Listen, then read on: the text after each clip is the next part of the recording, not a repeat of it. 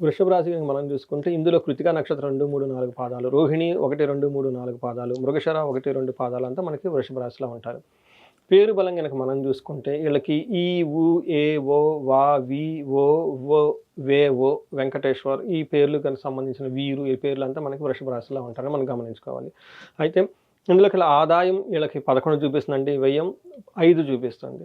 తర్వాత రాజ్యపూజ్యం 1, అవమానం 3 చూపిస్తుంది. వీళ్ళు కనుక ఓవరాల్గా కనుక చూసుకుంటే ఆదాయం చాలా చక్కగా ఉండే అవకాశం ఎక్కువగా ఉంది. అంతేకాకుండా అవమానించే వాళ్ళు కొంచెం ఎక్కువగా ఉండే అవకాశం ఎక్కువ ఉంది. మనం వీళ్ళకి ప్లానటరీ పొజిషన్ కనుక చూసుకుంటే గురువు 2వ స్థానంలో ఉండి చక్కగా యోగ్యతనిస్తారు.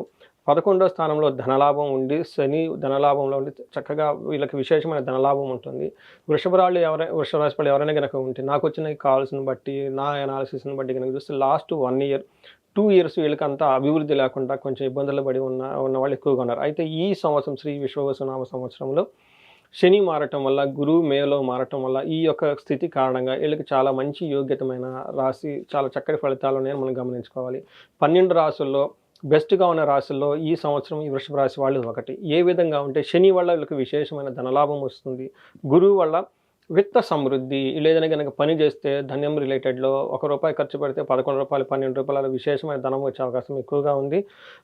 అయితే 4వ ఇంట్లో, 10వ ఇంట్లో ఉండటం వల్ల 10th హౌస్‌లో ఉండటం వల్ల వీళ్ళకి ఏదైనా గనక రాహు ఉండటం వల్ల ఎలాగైనా సరే వాళ్ళకి కావాల్సిన పని చక్కగా సాధించుకుంటారు. 4వ ఇంట్లో కేతు ఉండటం వల్ల కుటుంబ సమస్యలు ఎక్కువగా ఇబ్బంది పడే అవకాశం ఎక్కువగా ఉంటుంది. వాళ్ళకి కావాల్సిన సుఖం గృహంలో ఉండవలసిన సాధారణ సుఖం కానివ్వండి, లేదంటే ఎడ్యుకేషన్ డిగ్రీ లెవెల్లో ఉన్న ఎడ్యుకేషన్ విషయంలో కొంచెం ఆటంకాలు పడి కటింగ్లు పడే అవకాశం ఎక్కువగా ఉందండి.